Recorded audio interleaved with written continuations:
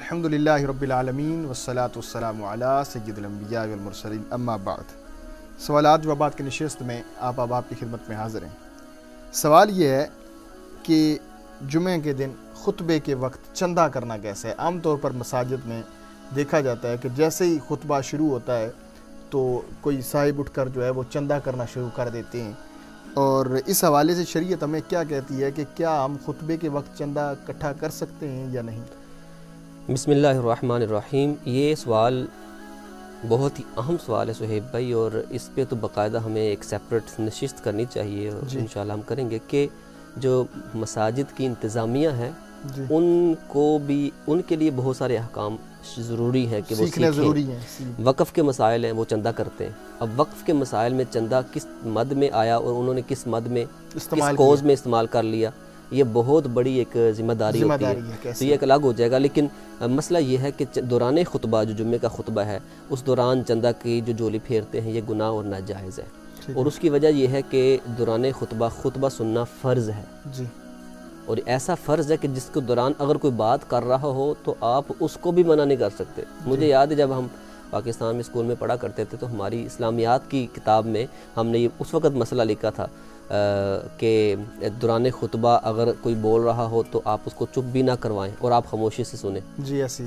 تو اب واللہ عالم کیا ہے سلسلہ بچوں کو اس طرح کی باتیں سکھائی جاتی ہیں کہ نہیں، میرے ذہن میں رہے گی، میں نے اس لیے عرض کر دیا۔ تو خطبہ سننا فرض ہے، اور ایسا عمل جو خطبے کے سننے میں خلل پیدا کرے، رکاوٹ پیدا کرے، وہ جائز نہیں ہے۔ ایون کہ کوئی کلام کر رہا ہو تو آپ اس کو بھی خاموش نہیں کر سکتے، آپ اپنا خاموشی سے خطبہ سنیں گے۔ اچھا، یہ خطبے کے جمعہ دونوں خطبوں کے لیے یہی حکم ہے؟ جی، دونوں خطبوں کے لیے یہ حکم ہے، اسپیشلی جمعے کے خطبے کی زیادہ تاکید ہے، کیونکہ حضور علیہ السلام کی حدیث مبارکہ ہے، موجم کبیر کی حدیث نمبر 12563 ہے۔ قال رسول اللہ صلی اللہ تعالی وسلم مثل الذي يتكلم يوم الجمعة والإمام يخطب مثل الحمار يحمل أسفارا والذي يقول له انصت لا جمعة له۔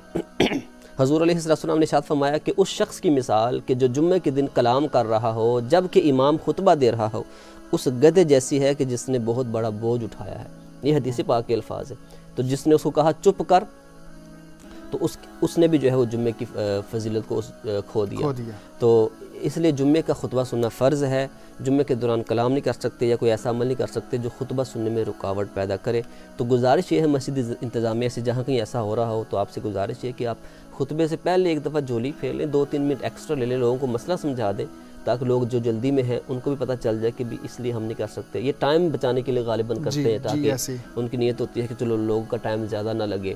تو لیکن مسئلہ تو مسئلہ ہے، پبلک کو بتا دیا جائے کہ مسئلہ یہی ہے کہ ہم نہیں کر سکتے، تو پہلے ٹائم جیسا ماحول بنانا چاہیں ویسے بن سکتا ہے، اس میں کوئی جو ہے پریشانی نہیں ہے، لیکن بس ایک ذہن دینے والی بات ہے، اور ایک باقاعدہ ترتیب کے ساتھ کوئی کام اگر کیا جائے۔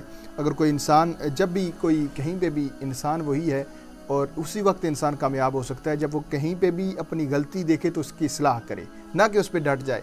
اگر کسی جگہ پہ ایسا ہو رہا ہے، چونکہ یہ سوال تھا تو ہم نے ڈسکس کیا، کہیں پہ اگر ایسا ہو رہا ہے اس سے پہلے اگر ہوتا رہا ہے تو وہ یقیناً رجوع کر لے، کیونکہ رجوع کا دروازہ کھلا ہے، اور آئندہ ایسا نہ کرے تاکہ آئندہ وہ گناہوں سے بچ سکے۔ اللہ سبحانہ و تعالیٰ ہمیں دین سیکھنے کی، اکثر ہم جو ہے وہ اسی بات پر زیادہ زور دیتے ہیں کہ دین سیکھیں، یہ دین سیکھیں گے تبھی آپ مسائل کو اچھی طریقے سے حل کر پائیں گے، یہ دین سیکھیں گے تو اس دین کی آپ کو برکات حاصل ہوں گی۔ خدا را جہاں اور دیگر کاموں کے لیے وقت دیتے ہیں وہاں دین سیکھنے کے لیے بھی وقت دیں، اور یقیناً آج یہ میڈیا کا دور ہے، ہمارا یہ پروگرام بھی آپ دیکھ رہے ہوں گے، لیکن جب بھی آپ کو کوئی اچھی بات ملے نا تو اسے ضرور جو ہے پک کرنی چاہیے، اور اسے پورا سننا چاہیے اور سن کر دوسروں تک پہنچانا چاہیے۔